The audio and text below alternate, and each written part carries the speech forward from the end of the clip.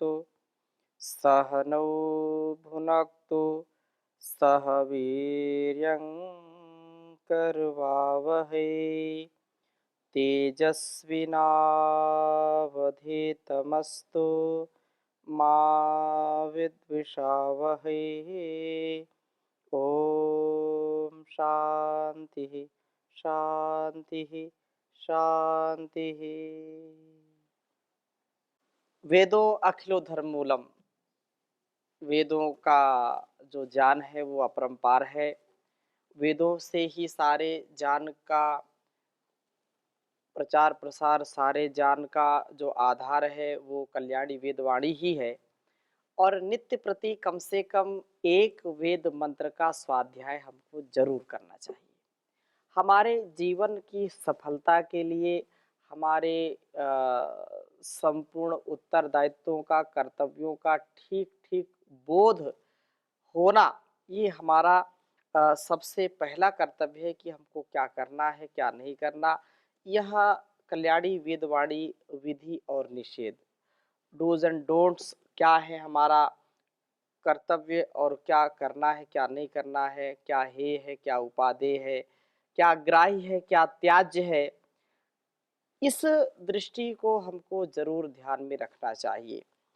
अब जब यह जीवन मिला है इतने सौभाग्य से, तो हमको इसको पतन की ओर नहीं, अपितु इसको सात्विक ढंग से, प्रकाश से युक्त होकर के और दिव्य भव्य जीवन जीने का प्रयत्न करना चाहिए। क्योंकि संसार में यूँ तो लोग जीते हैं और जी करके अपने अपने जो भी जिनके पशु पक्षी हैं, कीट पतंग हैं, वो ठीक है, उनका पेट भरता है, भोगते हैं वो भी। लेकिन मनुष्य का जीवन श्रेष्ठ है, श्रेष्ठतम है।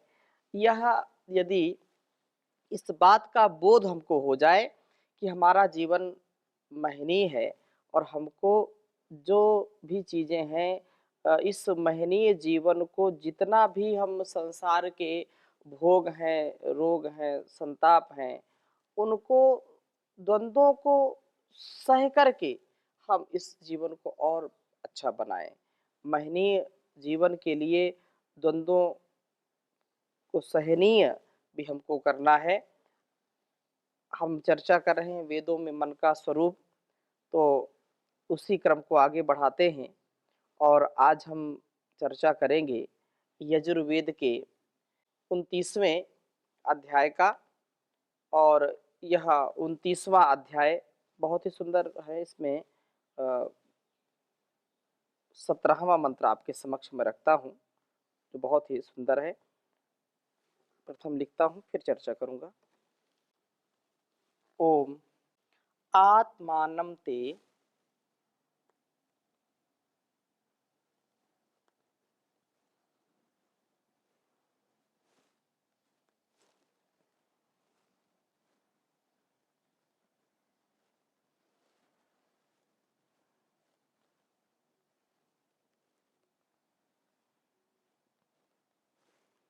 आत्मानं ते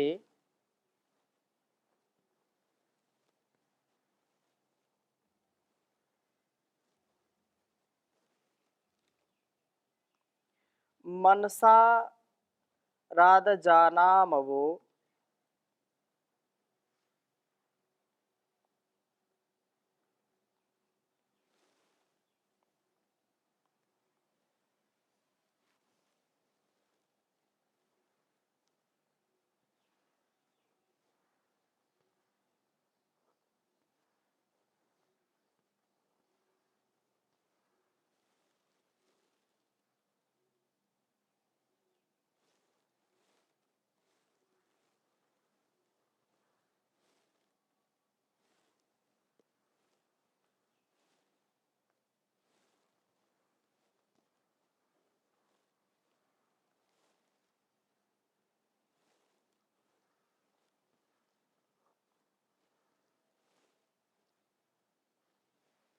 मनसा राधजानामवो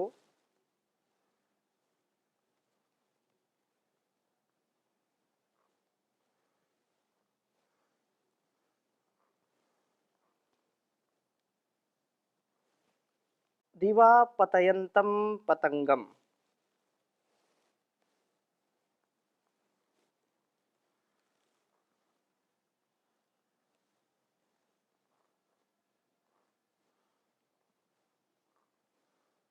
दिवा पतयन्तं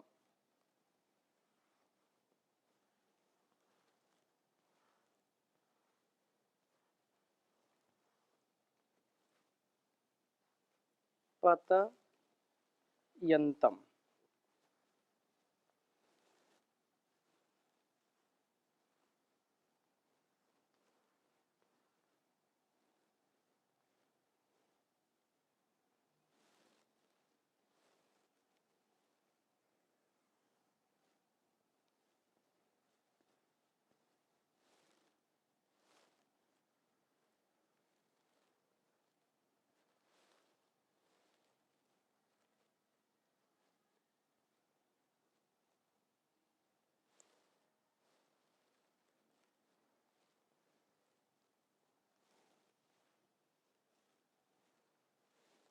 शिरो अपश्यम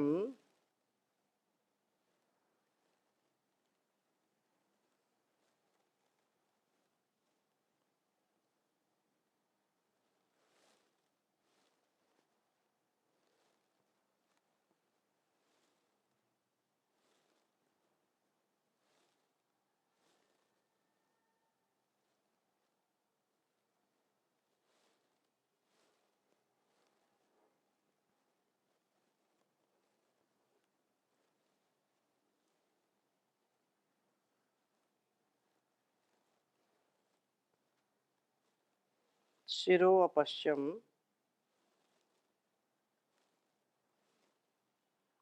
पृथ्वी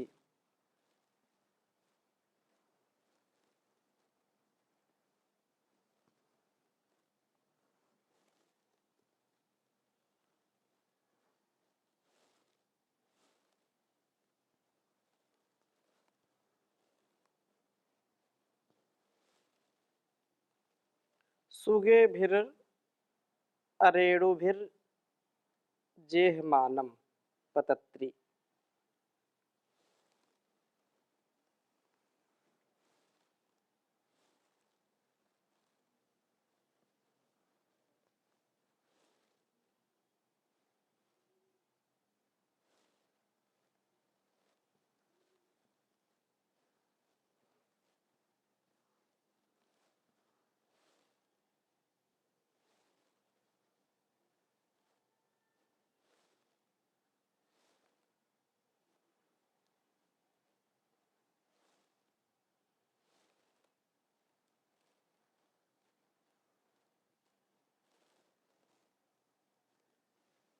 सुगेभिर्रेणु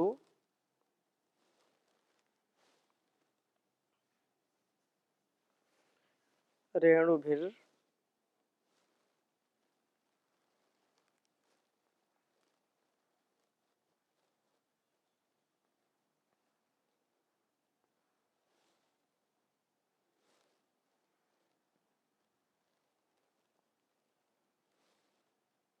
जेहमानं रेणुभिर्जेहमानं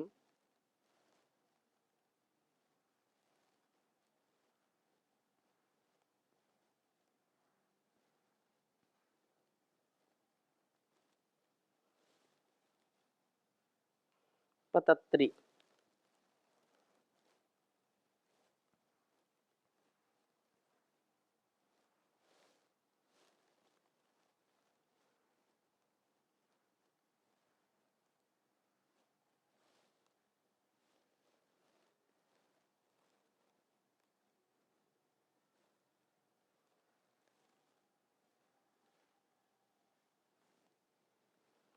यजुर्वेद के 29वें अध्याय के 17वें मंत्र को हम पढ़ रहे हैं। ओम आत्मानं ते मनसा राधजानामवो दिवा पतयन्तं पतंगम शिरो अपश्यम पथिभिः सुगेभिर्रेणुभिर्जेहमानं पतत्रे। बहुत ही सुंदर बात कही है कि आत्मानं ते मनसाराध जानामवो दिवा पतयन्तं पतंगम शिरो अपश्यम पथभि सुगेभिरेणुभिर्जेहमानं पतत्री। जैसे 18वें मंत्र में कहा था, व्रत हमें पवित्र बनाते हैं। जो अपने जीवन में व्रत धारण करता है, व्रती होता है, वह व्रत जो है पवित्र कर देता है उसको। और जो पवित्र है तो ये पवित्रता जो है हमारी शांति का, हमारे सुख का, आनंद का निधान है। इन व्रतों में किए हुए दृढ़ निश्चय हम में रित का जो है रक्षण करते हैं और इंद्रियों को सुरक्षित करते हैं, इंद्रियां हमारी व्यवस्थित रहती हैं। उसी बात को यहाँ इस वेद मंत्र में आगे बढ़ाया है कि प्रभु की प्राप्ति जो है वो कैसे हो। तो कहा कि हम जब व्रती बनेंगे तो अतः व्रती जो वाजी पुरुष से कहते हैं कि ते मनसा, तेरी मननशीलता के द्वारा, तेरे मन का जो पवित्र भाव है, जो चिंतन है, जो मनन है, उसके द्वारा आत्मानम, आत्मा को आरात अजानम, समीप ही जानता हूं। अर्थात मैं ऐसा देखता हूं कि मननशीलता के द्वारा तू मेरे समीप पहुंचता है, जाता है। जिसके मन में ईश्वर की भक्ति है, ईश्वर का चिंतन है, ईश्वर के प्रति अनुराग है, तो वो मन में बार बार आएगा। हमारे शास्त्रों में ये जो बार बार जब किसी चीज का हम चिंतन करते हैं, जप करते हैं, तस्य वाचिकः प्रणवः तज्जपस् तदर्थ भावनम, उस परमपिता परमेश्वर के मुख्य नाम ओंकार का, प्रणव का जो जप करता है और वैसी ही भावना रखता है तो वह वैसा ही हो जाता है। तो जो व्यक्ति ईश्वर के प्रति सजगता से मननशील है, चिंतनशील है, तो उसके लिए कह रहे हैं कि तू वास्तव में मेरे निकट धीरे धीरे पहुंचता जाता है। अवह अवस्थात, इस निचले प्रदेश से दिवा आकाश में पतंगम पतयंतम अजानाम, सूर्य की ओर जाते हुए तुझे जानता हूँ। देवयान मार्ग से जाने वाले व्यक्ति सूर्य से ही उस अव्यय आत्मा अमृत पुरुष को प्राप्त किया करते हैं। सूर्य द्वारेण ते विरजा प्रयांति यमृता पुरुषो ह्यात्मा। मैं निसंदेह पतत्री, निरंतर सूर्य की ओर चलने वाले शिरा तेरे इस मस्तिष्क को अरेणु भी रजो विकार से, धूल धक्कड़ से, जो अनावश्यक की जो चीजें हैं, जो गलत विचार हैं, गलत संस्कार हैं, गलत आहार, जो भी हमारे लिए अभद्र है, अकल्याणकारी है, उन रजोगुणों को जो है, उन रजो विकारों को, अहंकार की वृत्ति को, चांचल्य वृत्ति को जो है उससे ऊपर उठे हुए, उससे रहित हुए, सुगे भी सरल व सात्विक पथ भी मार्गों से जेहमानम गति करते हुए अपश्यम देखता हूं। अर्थात तू मस्तिष्क में निरंतर ऊपर उठने वाली जो भावना है, तो ऊपर उठने की जो भावना को धारण करता है, तो रजोगुण से ऊपर उठ करके सात्विक मार्गों का आक्रमण करता है। और इसी का परिणाम है कि इसी का जो है यह फल है कि तू सूर्य द्वार से मेरे समीप पहुंच रहा है। अर्थात ज्ञान की रश्मियों से युक्त होकर के, वैराग्य से युक्त होकर के, हर प्रकार के जो दुर्गुण, दुर्व्यसन, दुर्व्यवहार है, उनसे ऊपर उठ करके सबसे जो निचला लोक असुरी लोक है, उससे ऊपर मर्त्यलोक, उससे ऊपर जो पितृयान मार्ग से प्राप्त होने वाला चंद्रलोक, और फिर देवयान से प्राप्त सूर्य लोक है। अंत में जो ब्रह्मलोक है, एक जो सच्चा व्रती है, जो सच्चा संकल्पवान है, वह निरंतर ऊपर उठता चला जाता है, ऊंचा और ऊंचा और ऊंचा ऊपर उठता हुआ चला जाता है। और हमको इस बात का सदैव ध्यान रखना चाहिए कि हम अपनी स्थिति को धीरे धीरे धीरे धीरे धीरे धीरे धीरे करके ऊपर जो है लेके जाएं। हम पतित ना हो, हम उच्च शिखर को प्राप्त हो, उच्च चेतना में रह करके जो प्रभु का आदेश उपदेश संदेश है, उस जो है इन सब भोगों से, सब रोगों से, सब जो संसार के माया जाल हैं, जो हमको जो है दबोच लेते हैं, हमको बिल्कुल धराशायी कर देते हैं, चारों ओर से जो मकड़ जाल बिछा हुआ है, इससे हम धीरे धीरे अपने आप को ऊपर उठाएं। फिर एक प्रश्न उठता है, उठ करके जाएंगे कहाँ? जाने का तात्पर्य ये है कि इस संसार से कोई ऐसा बाहर नहीं जा सकता, रहना तो संसार में है, लेकिन पद्म पत्रमिव अम्भसा, जैसे जो है कीचड़ में कमल का फूल खिलता है, वैसे अपने सुकर्मों से, सुधर्मों से युक्त होकर के, जैसे एक छोटा सा दीपक जो है, जब जो है आलोकित होता है, जब वह जलता है, तो सारे अंधकार को क्षीण कर देता है, सारे अंधकार को भगा देता है। और जैसे कीचड़ बहुत है, लेकिन कमल एक भी है तालाब में, तो उसकी शोभा बढ़ा देता है, और स्वयं कीचड़ से अलिप्त होता है कीचड़ में, लेकिन उसको कोई जो है कीचड़ उस पर लग नहीं सकता, कोई दाग नहीं लग सकता है। ऐसे ही हम संसार में रहें, और संसार के सारे कर्मों का जो स्वधर्म है, जो स्वकर्तव्य है, उनमें निरत होते हुए भी मन को पवित्र बनाएं, और मन के पवित्रता से ही उसको हम पा सकते हैं, मननशीलता से उसको पा सकते हैं, मन में उसको रखें हमेशा, क्योंकि वही मानुष बड़भागी, वही मानुष बड़भागी, जगत में रहकर जिसकी वृत्ति परम पिता से लागी, वही मनुष्य बड़भागी। वो सबसे बड़ा सौभाग्यशाली है कि संसार में रहते हुए भी उसका चिंतन वो सदा करता है, उसका मनन करता है, और उसको वो पा लेता है। तो हम सदैव ऐसा ही ध्यान रखें, जैसे मैंने कमल का उदाहरण दिया, कीचड़ में रहते हुए भी कीचड़ उसको छू नहीं सकता।